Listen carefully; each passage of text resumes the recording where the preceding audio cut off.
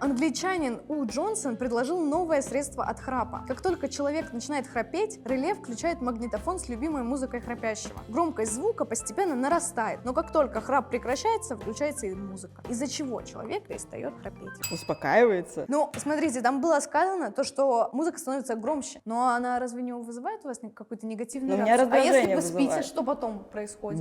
Бешусь, Пробуждение. просыпаюсь. Просыпается, Да, да. человек просыпается и перестает Да, да. храпеть.